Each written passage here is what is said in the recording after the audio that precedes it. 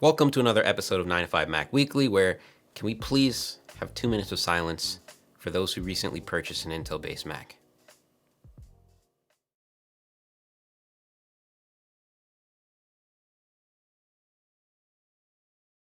I'm your host, Miles Somerville. That wasn't 2 minutes. And before we dive in, let's talk about HDR for a second. So we recently started shooting our videos here in the channel in HDR. And obviously we've gotten a lot of comments about it. Some of you like it, some of you love it, and some of you don't.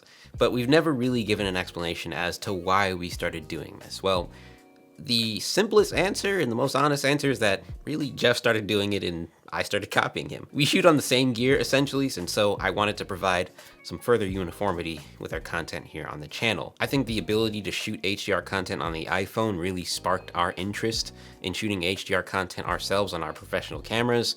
And so, hey, I think we're gonna give this a shot. Obviously, I'm not an expert with handling HDR footage, and so as I continue to learn to work with this color space, I may make an oopsie here or there, but I feel as though if you have an HDR capable display, HDR content in comparison to SDR is pretty much all upside. The colors, the vibrancy, and obviously the dynamic range is just something you really can't replicate on SDR. And so I think this is the way for now. And I think in the coming years, HDR content support is going to be much more commonplace on all online video sharing platforms, especially now that we're able to shoot it on our iPhones. But I'm gonna leave a poll up here and you guys can let us know your thoughts on the HDR content. Do you think we should stop shooting in HDR, or do you think you're here for it and you're willing to stick with us until things are completely smoothed out? Let us know. Hi, so the Miles you just saw was getting ready to talk about the Apple Silicon hardware that's getting ready to drop next year. And we're gonna get into that towards the end of the video. But for now, we're gonna talk about what Apple just revealed because they finally announced the long-awaited over-ear Apple AirPod headphones. These are the AirPods Max, originally rumored to be called the AirPods Studio. These are the over-ear Apple AirPods that we've been all waiting for. So let's dive in and talk about what's new with these headphones. So when taking a look at the design here, the ear cups themselves are made up of an aluminum finish, with the headband being made up of this mesh material. And the headband arm consists of a stainless steel frame that can also extend for a better fit. The ear cups themselves can also rotate independently, and inside the ear cups you can see that there are L and R indicators. So I guess that rumored feature of the AirPods Max having reversible left and right channels isn't something they could fit in, or maybe it was never intended to be with these headphones. Although that would have been a really nice feature, that's not really something that make or breaks a pair of headphones for me personally, so it's not a huge deal to me that that wasn't included, especially since it was never promised. One of the more interesting and unexpected design elements of these headphones is that digital crown. So basically, straight up ripping off the Apple Watch, they're gonna use a digital crown on the AirPods Max that you'll use for adjusting the volume,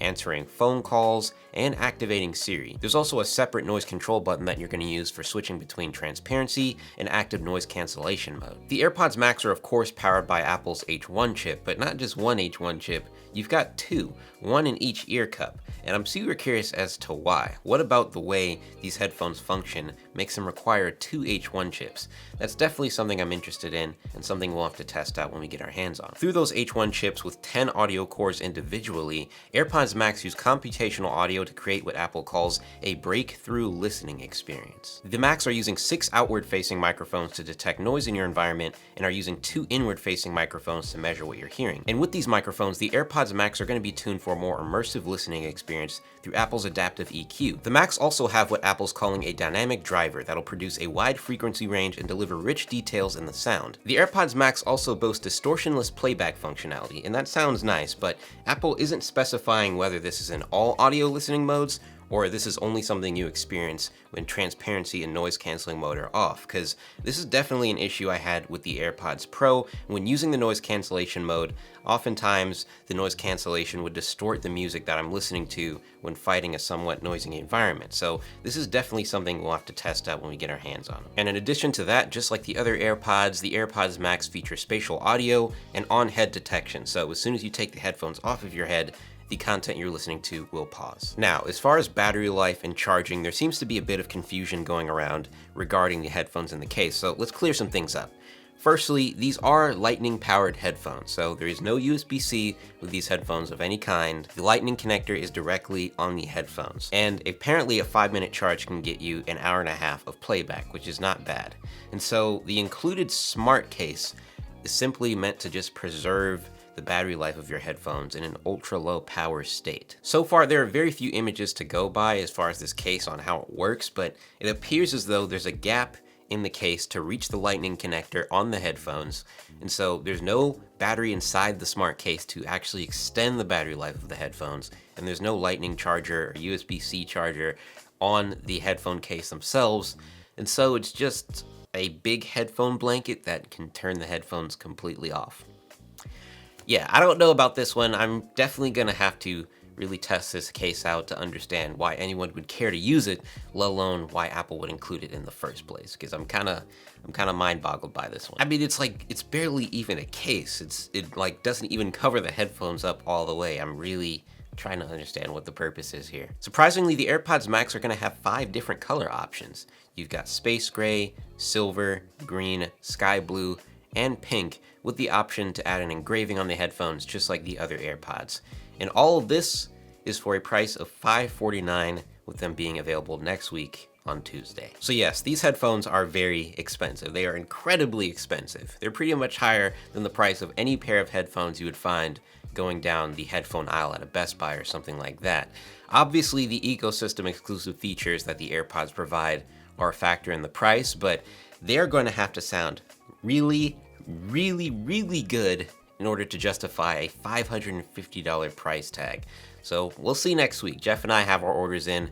I got a sky blue because I think that'll look really good on camera. Daniel P says, the use of a digital crown for control is a really clunky solution. It works just about on the watch, but trying to find that dimple on a large over ear in concept and in practice is probably annoying.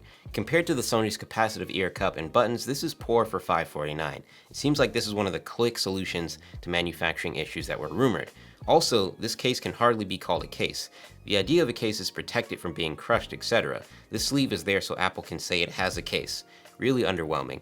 Yeah, I think the case is probably the oddest and biggest letdown of these headphones so far, especially for the price tag that they're asking. You're not even getting a power adapter in the box with these, just that silly little case and a lightning to USB-C cable. Yeah, I don't know about that case, man, but I don't know about the digital crown either. I think that's something we'll have to test out. I honestly think that'll be a solid solution, in my personal opinion, but we'll have to see next week. Hello M says, Bose 700 looks more Apple than these, and no USB-C port? Thanks, but no. Yeah, I mean, I understand there's always going to be people who want USB-C on all things Apple, and from a technology standpoint, it makes sense to put USB-C on all the things, but you know, Apple doesn't want to give up that Lightning port, and given that all the other AirPods are retaining the Lightning port, including the Pros, I'm not really surprised that there's no USB-C on these headphones, and quite honestly, it isn't that big of a deal to me. CYB3R says, disappointing that there's no wireless charging support. Yeah, I'm pretty disappointed about that too, and I feel like that's exactly what this, AirPods Max case could have been. It could have been a true wireless charging solution. They could have even fit maybe a small battery in there to extend the battery life, just like you've got with the smaller AirPods and AirPods Pro. I feel like they could have done a lot with that case, but I guess not. I would like to know if the Lightning to aux adapter works with them, so you could use them in non-wireless environments, like on an airplane or with a Nintendo Switch. Yeah, so these headphones are going to be compatible with the Lightning to 3.5mm cable that Apple's selling for like $35 on their website, but I'm not sure if these are going to work with non-Apple devices. I would surely assume so, though. Bloomberg's reporting that Apple's already hard at work on the successors to the Apple M1 chip, and not singular successor, plural. We're talking multiple processors here. Apple's been testing CPUs with up to 20 cores, consisting of 16 high-performance cores and 4 efficiency cores, which is...